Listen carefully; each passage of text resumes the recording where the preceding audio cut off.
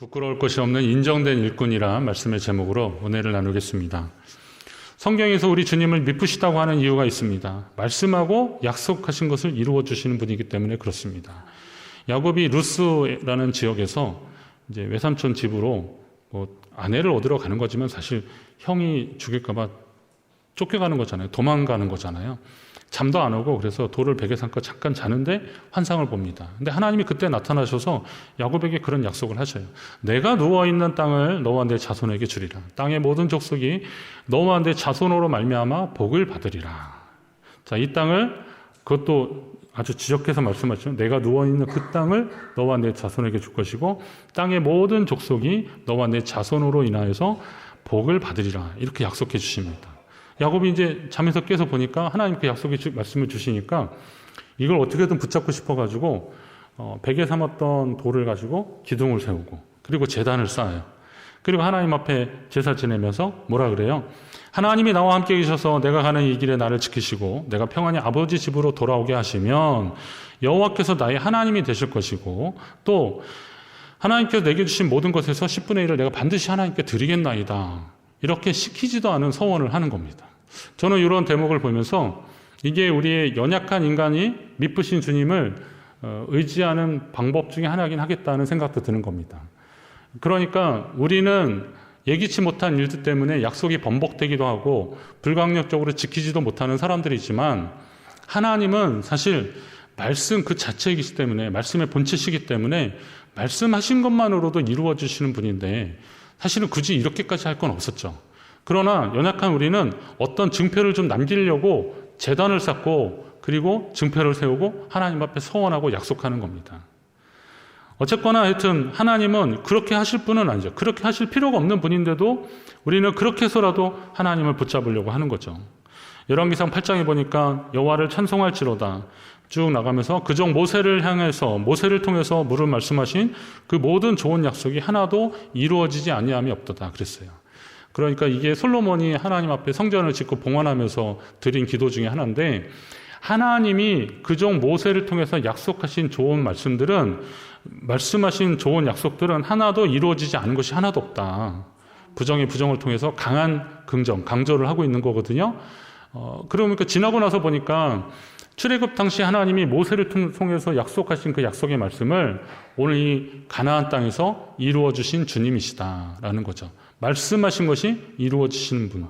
그렇기 때문에 우리는 그 소망을 움직이지 말며 굳게 붙잡아야 된다라고 히브리서 10장에 말씀하고 있어요. 하나님이 우리에게 주시는 믿음의 도리에 소망을 움직이지 말며 굳게 붙잡고 살아가라라고 권면하고 있습니다. 성도가 끝까지 붙잡아야 될 것은 하나님이 믿음 안에서 우리에게 주신 약속의 말씀입니다. 우리가 하나님이 우리에게 주신 약속의 말씀을 붙잡아야 되는데 여러분이 하나님께 받은 약속의 말씀은 과연 어떤 것들이 있습니까? 우리가 흔히 아는 들어가도 복을 받고 나가도 복을 받고 누르고 흔들어 넘치도록 하나님이 채워주신다. 이런 우리가 좋아하는 제일 좋아하는 그런 말씀 정도가 아니라 하나님이 내 신앙의 어떤 체험 가운데 하나님이 인격적으로 나를 만나주시면서 내게 주신 약속의 말씀들. 우리는 이걸 붙잡고 하나님 앞에 나아가야 한다는 겁니다. 요즘 새벽에 창세기 말씀 계속 보고 있는데 야곱이 그러잖아요. 지금 이렇게 오고 있는데 이제 외삼촌 라반하고의 문제가 해결됐는데 이제 딱 오니까 이번에는 또 형 에서 문제가 남았어요. 그래서 앞에 좀 사자들을 먼저 보내서 우리 이렇게 재물도 좀 드리고 그러겠다 이렇게 하고 그랬는데 그 종들이 갔다 오면서 막 뜻밖의 보고를 하는 겁니다. 지금 당신 형 에서가 한 400명을 거느리고 이리로 온다는 거예요. 얼마나 겁이 납니까? 예전에 형이 나 죽일까봐 도망갔는데 20년이 지났는데도 형은 아직도 그 많은 400명이란 무리수를 아버지가 예전에 그 가나안 연합군한테 조카를 데려올 때는 한 318명인데 그거보다 훨씬 많은 인원을 데리고 가서 자기한테 온다는 거예요. 아, 이제 죽었구나. 이렇게 생각하니까 불안하고 두렵고 떨리는 거예요. 그래서 하나님께 기도하기 시작하는데 그때 야곱이 한 기도가 그런 거예요. 할아버지 아브라함의 하나님, 아버지 이삭의 하나님, 하나님이 내게 너는 내 고향 땅, 내 족속에게로 돌아가라 하시지 않았느냐. 그 약속의 말씀을 믿고 제가 여기 왔는데 하나님 이게 어떻게 된 일입니까? 라고 하는 거죠. 아니 그냥 하나님 저한테 그러시지 않았습니까? 이래도 되는데 할아버지의 하나님, 아버지의 하나님, 그러니까 아브라함의 하나님, 이삭의 하나님, 이걸 자꾸 소환하는 거예요. 왜 그렇습니까? 나는 부족하고 저는 보잘것없는 것 같아도 우리 아버지, 할아버지 때부터 약속하신 하나님, 그 하나님 저를 지켜달라고. 이게 약속의 말씀을 붙잡고 기도하는 사람의 어떤 모습입니다. 야곱이 그렇게 기도하는 거죠. 그랬더니 하나님이 그와 함께 하시는 거죠. 어떻게 무슨 일이 일어나는지 몰랐는데 하나님이 에서의 마음을 변화시키고 둘이 화해하게 하시고, 이게 하나님의 방법이더라고요. 바울이 디모데에게 예수 그리스도에 대한 확실한 약속 하나를 말씀하고 있습니다. 오늘 11절에 보니까 우리가 주와 함께 죽으면 살 것이라, 이런 말씀을 주고 계십니다. 주와 함께 죽으면 살 것이라. 바울이 이런 말씀을 그의 서신서 곳곳에서 계속 말하고 있는데, 이게 그 원조가 있어요. 우리 예수님이 그렇게 하신 거거든요. 마가복음 8장에 보니까 누구든지 자기 목숨을 구원하고자 하면 잃을 것인데 누구든지 나와 복음을 위하여 자기 목숨을 잃으면 구원하리라. 이게 우리 주님이 약속하신 거거든요. 이 약속의, 예수님이 주신 이 약속의 말씀을 바울이 깊이 묵상하면서 주와 함께 죽으면 우리는 살 것이다. 예수님이 나와 복음을 위해서 살면 그를 구원하리라 라고 하신 것처럼 우리가 주와 함께 죽으면 살 것이다. 거듭 이야기하고 있어요. 로마서 6장에 보니까 만일 우리가 그리스도와 함께 죽으면 또한 그와 함께 살 줄을 믿노라 라고 그렇게 권면하고 있습니다. 갈라디아서 2장 20절 우리가 잘 아는 말씀. 내가 그리스도와 함께 십자가에 못 박혔나니 그런즉 이제 내가 사는 것이 아니요 오직 내 안에 그리스도께서 사신 것이라. 내가 주님과 함께 사는 것이다. 내가 그리스도와 함께 십자가에서 죽으면 주님이 나와 함께 사는 것이다 라고 말씀하고 있어요. 바울은 성도들에게 말로만 권면하지 않고요, 실제 삶으로 그렇게 살았던 겁니다. 예수를 위해서, 복음을 위해서 생명을 걸고 그렇게 살았습니다. 아그리파 왕이나 이런 로마 총독 앞에서 나같이 이렇게 내가 묶인 거 외에 나같이 이렇게 그리스도 안에서 자유함을 얻고 구원 얻기를 원한다고 그렇게 말했습니다. 그랬더니 바울이 네가 미쳤구나 막 이렇게 할 정도로. 그러나 바울은 그게 너무 간절했던 거예요. 하나님이 역사하시고 하나님이 내 삶을 인도하신다라는 것이 그는 확실했기 때문에 우리가 주와 함께 죽으면 살 것이라 이렇게 확실히 얘기했던 것입니다. 주와 함께 죽으면 살 것이다 라고 그렇게 믿고 살아가는 우리의 결심을 흔들리게 하는 요소들이 세상에 참 많이 있습니다. 제가 미국이나 한국 교회의 성장과 쇠퇴에 대한 자료들을 찾아보니까 이게 공통점이 있더라고요. 미국이나 한국이나 어려울 때는 주를 믿는 사람들이 많아지더라고요. 2차 세계대전 이후에 미국의 교인 수가 갑자기 증가합니다. 한국도 마찬가지예요. 한국의 6.25 전쟁 이후에 교회에 사람들이 막 모이기 시작합니다. 그 이전보다 많아집니다. 그리고 어려울 때 사람들이 막 많아집니다. 부산의 영도, 태종대, 끝에 가면 태종대인데 영도 섬이 있는데요. 이 영도가 지금은 다리로 다 연결되지만 이전에는 섬인데 이 영도에 영도 1교회, 영도교회가 1교회죠, 실제. 그리고 2교회, 3교회, 4교회, 5교회, 6교회, 7교회, 8교회, 영도 8교회까지 있어요. 이게 어떻게 된 건가 그쪽 분들한테 여쭤보니까 그거더라고요. 피난 온 사람들이 부산에 막 살았잖아요. 피난 온 사람들이 살았는데 돌아가는 사람들은 충청도, 경상도 이런 사람들은 돌아가지만 북한에서 온 사람들은, 북에서 온 사람들은 돌아갈 곳이 없잖아요. 그러니까 이제 부산에서 정착하는데 원래는 우리가 아는 국제시장 거기 그런 쪽에 살다가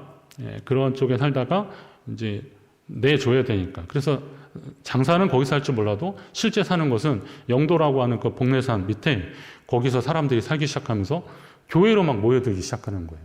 그래서 이 교회들이 점점 많아져서 개척하고 그래서 1교회, 2교회, 3교회, 그래서 8교회까지 가더라고요. 그쪽 지역에 성결교회도 몇 교회가 있는데요. 이 부흥을 경험하더라고요. 어려운 시절에 말입니다.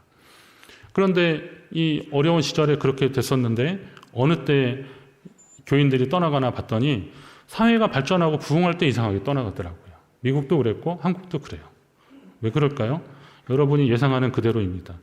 어려울 때는 주님의 친구가 됐었는데 살만하니까 세상의 친구가 되는 겁니다. 어려울 때는 주님 친구 삼으려고 주님 앞에 나왔는데 살만하니까 세상의 친구가 되는 겁니다. 미국이 잠깐 또 교인 수가 증가한 때가 있어요. 그 그래프가 있어요. 제가 봤더니 잠깐 증가한 때가 있는데 보니까 9.11 테러 이후에 그때 미국 교인들이 또 모이기 시작하더라고요. 신앙이 원래 있었어 그랬나 그런 생각도 들고 약간 희망적인데 다시 또 떨어져요. 아주 절반의 절반으로 떨어지고 막 그러더라고요. 한국도 마찬가지입니다. 한국도 잠깐 쇠퇴기를 걷다가 잠깐 올라갈 때가 있는데 그게 IMF 외환 위기 때 그 직후에 교인들이 또 많아지더라고요. 그러다 또 다시 또 떨어지더라고요. 현재로서는 인구조사하면은 나는 뭐 예수고 불교고 뭐 그런 거 안 믿는다. 그런 사람들이 절반이 더 넘은 현재의 상황입니다. 그래도 기독교가 뭐 이쪽 근대화에 많이 발전을 기여했고 또 한국 사회에 이런저런 데 인물들을 많이 냈고 그래서 뭐 역사를 주도했다 이런 이야기를 하는데 그건 이제 우리만의 전설이 되고 온 것이 아닐까 이런 생각이 들기도 하고 그렇습니다. 또 실제로 보면 이런 현상 속에서 그러면 교회가 뭔가 좀 잘못한 건 아닐까 이런 생각들을 하게 되는 거죠. 그건 뭐냐면은 우리가 어떻게 가르쳤고 어떻게 믿었기 때문에 어떻게 가르치고 믿었기에 오늘 이런 그 세상의 어떤 변화에 따라서 교인들이 많아지고 적어지고 그러는가 이런 생각을 해보면 결국은 오늘 우리가 뭔가 좀 실수하지 않았나, 그러니까 본질에서 벗어난 것을 하지 않은가, 다시 말하면 복음에서 비껴가는 것을 가르치지 않았냐라는 겁니다. 그리스도와 함께 십자가에 못 박히는 삶을 가르쳐야 되는데 주님과 함께 만사 형통할 것이라고 그냥 장밋빛 희망을 자꾸 이야기하는 거죠. 예수 믿으면 잘 살 것이라. 제가 보니까 예수 믿으면 잘 살 수밖에 없는 게 하나님의 은혜와 복을 주시기도 하지만 그냥 보너스처럼 주시는 거고요. 제가 봤을 때 성실한 사람들이 사회가 어느 정도 안정이 되고 발전이 되면 정직하게 사는 사람들이 잘 사는 세상이 정상적인 사회 아니겠습니까? 열심히 일하고 수고하고 땀 흘리고 노력한 사람들이 저축하고 그래서 모아가지고 뭘 하는 사람들이 잘 사는 세상이 좋은 세상이죠. 우리 사회가 그런 안정성 그리고 미래가 예측이 가능한 그런 사회로 하나님 참 복을 주신 것 같아요. 정말 그런 것 같아요. 그런데 중요한 거는 그렇게 살았는데 그 다음 세대들 그리고 그런 부유함에 좀 익숙한 세대들은 하나님 앞에 이 절박함이 없는 거죠. 그러니까 처음에는 절박함 때문에 나오지만 가서 예수를 믿다 보면 이게 다가 아니구나. 정말 예수 안에 생명이 있고 예수 안에 정말 구원이 있구나라는 것을 알게 되고 주님과 동행하는 삶을 통해서 더 신앙 인격이 성숙해지고 그렇게 돼야 되는데 이게 예수 믿고 잘 사는 문제들만 자꾸 집중하다 보면 그거 이제 잘 살아지면 그 다음에 할 일이 없는 거예요. 넉넉해지면 먹고 살 걱정이 없어지면 이제 뭘 해야 될지 잘 모르는 거죠. 그러니까 엉뚱한 일을 하는 거죠. 교회 안에서 다툼이 있고 또 갈등이 있고 교파가 자꾸 나뉘어지고 그러는 거 아닙니까? 더 본질적인 것에 집중해야 되는데 불필요한 것에 자꾸 다투는 거죠. 그러면서 문제가 생기는 겁니다. 이럴 때 우리는 신앙과 삶의 목표와 방향을 바로 정해야 됩니다. 우리의 목표는 예수 믿고 복 받아서 잘 사는 게 아니라 예수 믿고 생명 얻어서 복된 인생을 살아가는 거예요. 하나님의 자녀로 살아가는 거예요. 여러분이 그 생명을 누리는 사람들이 되시기를 간절히 바랍니다. 요한일서 5장에 보니까 아들이 있는 자는 생명이 있고 하나님의 아들이 없는 자에게는 생명이 없다 그랬습니다. 이 주님의 약속의 말씀인데 예수 그리스도를 영접하는 사람들은 사망에서 생명으로 옮겨진 사람들입니다. 분명하죠? 사망에 있는 사람들이 생명으로 옮겨진 사람들. 그러니 생명의 빛이 인도하는 곳으로 따라가고 생명의 빛으로 반응하는 것은 당연한 겁니다. 선택과 집중의 원리가 있듯이 생명의 빛 가운데 살아가는 사람들은 이 원칙이 있어야 되는데 먼저 복음과 생명이 아닌 것은 좀 버리고 그건 좀 멀리하고 그건 좀 덜 가까이 해도 되는 겁니다. 다시 말해서 복음과 생명이 되는 것에 복음과 생명을 붙잡고 가까이 하려고 노력해야 되는 거고 그 외의 것들은 좀 버려도 되는 겁니다. 요즘 그 이사신방하고 그래서 제가 예배 드리고 그러다 보면 살림들이 다 좋으셔요. 막 반짝반짝합니다. 그래서 그러면 이제 이번에 이것도 새로 샀고 뭐 냉장고, 뭐 세탁기 다 사시고 그랬더라. 이전 건 어떻게 하셨어요? 그랬더니 다 버렸대요. 뭐 한 10년, 20년 다 되고 그래서 새 집에 들여놓기는 좀 그래서 안 어울리고 그래서 버렸다고 그러더라고요. 저는 이게 뭐 아무 문제 없어요. 그럴 수 있어요. 그러니까 새 집에 들이는데 이전에 고장나고 물 새고 막 그런 거 이하이면 좀 비용이 더 들더라도 그렇게 하고 싶은 게 자연스러운 겁니다. 저희도 집 한번 이렇게 새로 딱 하면서 이전 거 좀 버리고 냉장고 20년 쓰니까 진짜 소리도 이상하고 안 좋더라고요. 냉장실에 넣었는데 이게 냉동고가 되더라고요. 그래서 이거 안 되겠다. 그래서 바꿨어요. 당연히 바꾸는 건 당연한 겁니다. 자, 그러면 새로운 집에서 새로운 가전도구나 이런 거를 사놓고 또 사용하고 싶은 당연한 마음만큼이나 우리가 사망에서 생명으로 옮긴 자들이고 그리고 이전 것은 지나갔으니 보라 새 것이 되었도다. 새로운 피조물이라고 하는 사람들이 이전 거에 자꾸 미련두고 그거 붙잡으려고 하면은 세상에서의 원리하고는 완전 또 다른 거 아닙니까? 이게 뭐 창의적이고 믿음의 원리도 아니고 세상 사람들도 그렇게 안 하는 그런 방식을 붙잡고 그냥 낑낑 매고 사는 거죠. 복음이 아니고 생명이 아닌 것은 좀 멀리 해야 됩니다. 그런 거 따라가다가 하나님이 우리에게 주신 것을 놓쳐버리는 데가 얼마나 많은지 모릅니다. 오늘 본문에 또 그런 얘기하고 있습니다. 말다툼을 하지 말라고 하는데 너는 그들로 14절에 너는 그들로 이 일을 기억하게 하여 말다툼을 하지 말라고 하나님 앞에서 엄히 명하라. 주의 이름으로 권면하라는 거예요. 이는 유익이 하나도 없고 도리어 듣는 자들을 망하게 함이라, 이런 말씀이 있습니다. 사실 이 말씀은 디모데전서 1장에 보니까 신하와 끝없는 족보에 몰두하지 말게 하려 함이라 라고 하는 바울의 권면하고 연관해서 보면 이게 이해가 더 쉬운 말씀입니다. 그러니까 이 신하와 끝없는 족보에 몰두하는 것들은, 그런 일들은 믿음 안에 있는 하나님의 경륜을 이름보다 도리어 말다툼을 내는 것이다. 이게 변론을 내는 것이다 라는 것이에요. 이 말씀이 어떤 말이냐면 신하와 족보 그랬는데, 신하와 족보는 이방 교회에서 있을 수 있는 논쟁들 중에 하나인데, 그건 뭐냐면 로마 시대니까요. 그리스 로마 시대로 가는 거잖아요. 그러니까 헬라에서 로마 시대로 가는 거니까 그리스 로마 신화, 신들의 이야기들이 굉장히 많았던 때입니다. 그리고 그와 관련된 뭐 여러 이단 사상도 많이 있었고 이방 사람들이 있었고요. 족보는 뭐냐면 아브라함 그리고 다윗의 자손 예수여 막 그러잖아요. 아브라함과 다윗의 자손, 이런 표현들이 유대인들이 많이 썼었는데 사실 유대인들의 조상이면 유다일 텐데 왜 아브라함이라고 굳이 그럽니까? 아브라함하고 다윗이라 그럴까요? 다윗 왕 때의 영광이 재현되고 회복되기를 바라는 마음으로 아브라함과 다윗의 자손 이렇게 말할 정도입니다. 그러니까 유대인들은 이 족보 따지면서 이게 유전, 그러니까 규례, 율법 이런 것들이죠. 장로들의 전통 이런 것들인데 이런 것들을 붙잡는 겁니다. 이런 거 가지고 서로 다투느라 하나님이 우리에게 주신 복음과 진리를 놓치는 일을 하지 말아라. 이런 일들은 오히려 다툼은 일어나지만 이것 때문에 서로 갈라지고 그리고 이것 때문에 망할 수도 있다는 거예요. 그런 거 하지 말라는 겁니다. 그럼 이걸 다시 오늘 우리 시대에 다시 말씀을 통해서 본다면 복음과 생명 그리고 진리 이런 말씀이 교회 안에서 우리가 나누어지는 소재가 되어야 한다는 겁니다. 그러니까 불필요한 얘기들 때문에 이런 이야기들이 뒷전으로 밀리는 일이 되지 말아야 된다는 거죠. 물론 교회를 뭐 어디를 어떻게 꾸밀까 뭐 어떻게 할까 이런 노력들은 분명히 해야 되죠. 그건 우리가 예배의 환경이나 뭐 교회 시스템을 말하는 것이기 때문에 필요한 일들입니다. 그런데 그런 것보다 더 중요한 게 뭐냐면 복음과 진리의 말씀들, 생명을 얻게 하는 일들, 이런 일들을 포기하지 말고 이런 일들이 아까 말했던 그런 부수적인 일들 때문에 뒤로 밀리지는 않게 해라라는 거죠. 오늘 우리가 하나님 앞에 힘써야 되는 것들이 그런 것입니다. 성도는 진리의 말씀에 매진해야 됩니다. 너는 진리의 말씀을 옳게 분별하라 그랬는데요. 저는 이 말씀도 진리의 말씀을 우리가 어떻게 분별할 수 있을까 보니까 하나님의 말씀을 가까이 할 때 이게 분별할 수 있는 능력이 되는 겁니다. 생소하면 잘 모르는 겁니다. 제가 인천 출신인데 가끔 인천 쪽에 청라나 이런 쪽에 가면요.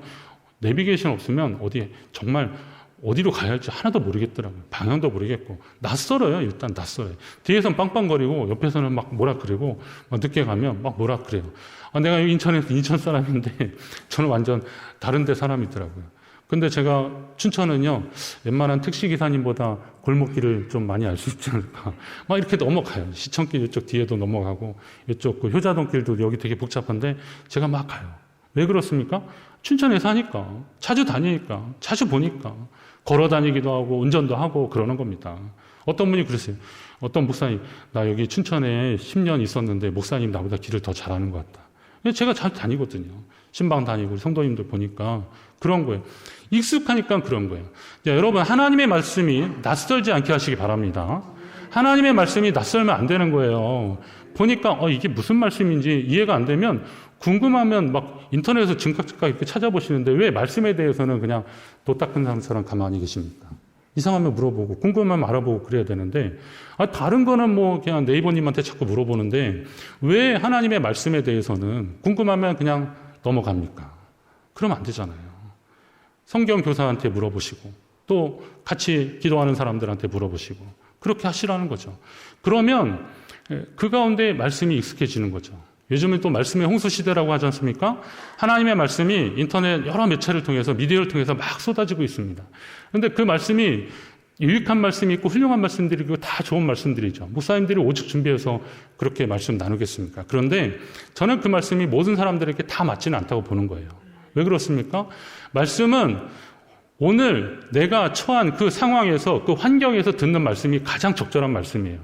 목사인 제가 신방하고 상담하고 성도인들 만나고 그러면서 고민하고 그랬던 내용들이 말씀을 준비하는데 녹아질 수밖에 없는 거잖아요.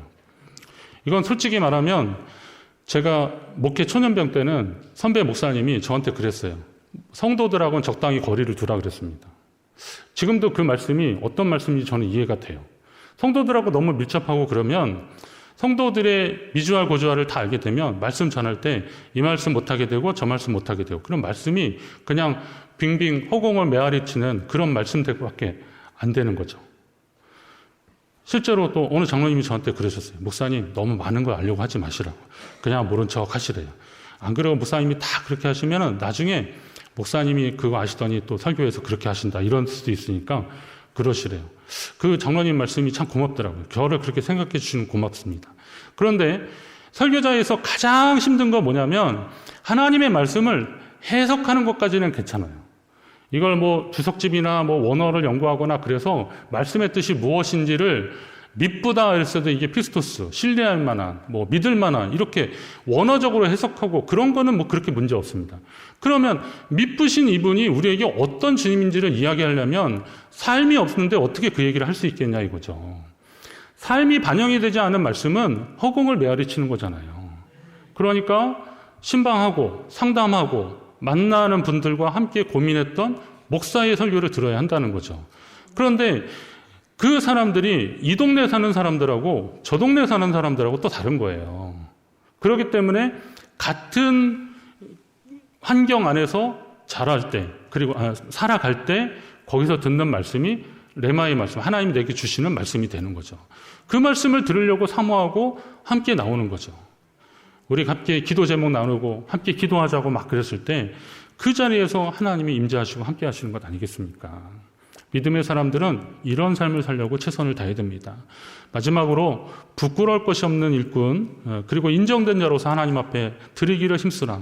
뭐 요약하면 제목처럼 부끄러울 것이 없는 인정된 일꾼으로 살아가라라는 건데, 부끄러움이 없는 일꾼은 어떤 거냐면요. 부끄러움은 신학적으로 말하면 죄를 짓지 말라는 거예요. 부끄러움이 없게 하는 것은 우리가 하나님 앞에 죄를 지으면 부끄러워지는 거거든요. 그러니까 이런 부끄러움 없는 삶을 살라는 거고, 인정된다는 것은 다시 말하면 증명된 삶이에요. 증명된.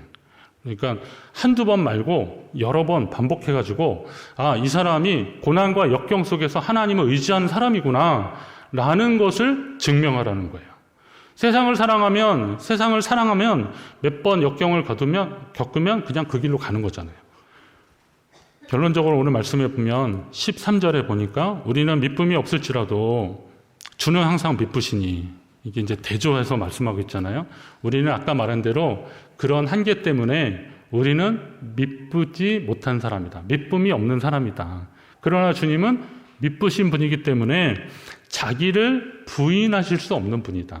하나님이 약속하신 것은 반드시 이루시는 분이기 때문에 우리에게 주신 약속의 말씀은 한치 오차도 없이 이루어질 것이다. 그러니 세상에서 우리가 신뢰할 분은 우리 주님이시다라는 이야기를 하는 겁니다. 저는 이 말씀이 큰 위로가 격려가 됐습니다. 우리가 기준이 되면, 우리 자신이 기준이 되면 실망하고 문제 앞에 좌절할 수밖에 없습니다. 그러나 미쁘신 주님 앞에 약속의 말씀을 의지하고 나아가면 자기를 부인하실 수 없으신 그 분이 주께서 약속이 이루어지는 그 순간까지 우리와 함께 하신다는 거예요. 여러분이 그 약속의 주인공 되시기를, 약속을 붙잡고 끝까지 나가서 주님 앞에 하나님과 함께 동행하는 믿음의 사람이다, 인정된 일꾼으로 주님 앞에 서시기를 주의 이름으로 축원합니다.